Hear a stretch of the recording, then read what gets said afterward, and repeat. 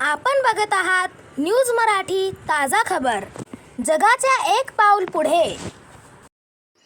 संपूर्ण भारत देशामध्ये डॉक्टर बाबासाहेब आंबेडकरांची 135वी जयंती 14 एप्रिल 2026 रोज मंगळवारला मोठ्या थाटामाटात आणि उत्साहात साजरी करण्यात आली। त्याचप्रमाणे ही जयंती माऊली अभ्यासिका श्रीनगर कॉलनी सेंद्रोफा येथे सुद्धा साजरी करण्यात आली। श्री गौतमजी चांदेवार यांच्या प्रयत्नातून आपल्या खेड्यापाड्यातील विद्यार्थ्यांना चांगल्या प्रकारे अभ्यास करता यावा म्हणून त्यांनी नुकत्याच 25 मार्चला माऊली अभ्यासिकाची सुरुवात केलेली आहे आणि या अभ्यासिकामध्ये अगदी सगळ्या सोयीसुविधांच्या विद्यार्थ्यांना चांगल्या वातावरणामध्ये अभ्यास करण्यासाठी रूमची व्यवस्था करून देण्यात आलेली आहे। जरी त्यांनी नव्याने माऊली अभ्यासिकाचे निर्माण केलेले असेल तरी पण त्यांना डॉक्टर बाबासाहेब आंबेडकरांच्या जयंतीचा विसर पडलेला नाही आणि म्हणूनच त्यांनी माऊली अभ्यासिका अगदी नवीन असून सुद्धा डॉक्टर बाबासाहेब आंबेडकर यांची जयंती साजरी केली।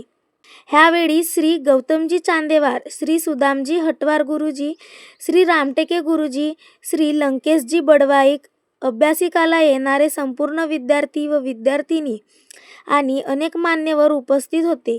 यावेळी श्री रामटेके गुरुजी यांनी संपूर्ण विद्यार्थ्यांना मार्गदर्शन केले। रामटेके सर इकडे बघा थोडा। डॉक्टर बाबासाहेब आंबेडकरांचा विजय असो। डॉक्टर बाबासाहेब आंबेडकरांचा विजय असो। डॉक्टर बाबासाहेब आंबेडकरांचा विजय असो। रामटेके नजीकच्या नामदेवराव हायस्कूल घाणून इथून मुख्याध्यापक या पदावरून निवृत्त झालेलो आहे।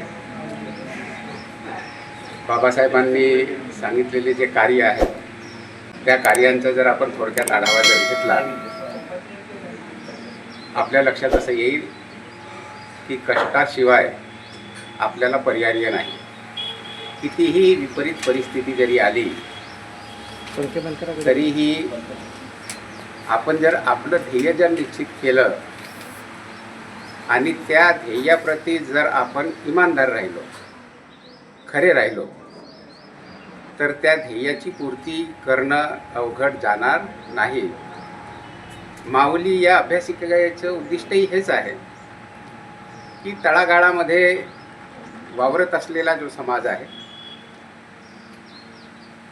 जे आपल्या घरी अभ्यास करू शकत नाहीत किंवा पुरेशा सुखसुविधा त्यांना घरी उपलब्ध होऊ शकत नाहीत, अशा गरीब विद्यार्थ्यांना योग्य असं शिक्षण घेण्यासाठी, त्यांच्या अभ्यासासाठी, त्यांच्या ध्येयपूर्तीसाठी, त्यांच्या उद्दिष्टांसाठी एक अभ्यासिका तयार करावी असं आमचे मित्र श्रीयुत गौतम भाऊ चांदेवार यांनी ठरवलं। त्यांनी आमच्याशी चर्चा केली। त्यांनी सांगितलं की समाजामध्ये जे विद्यार्थी आहेत, आजही असे विद्यार्थी आहेत, गरीब आहेत पण होतकरू आहेत, हुशार आहेत, बुद्धिवान आहेत, पण आर्थिक परिस्थितीने थोडे मागास झालेले आहेत।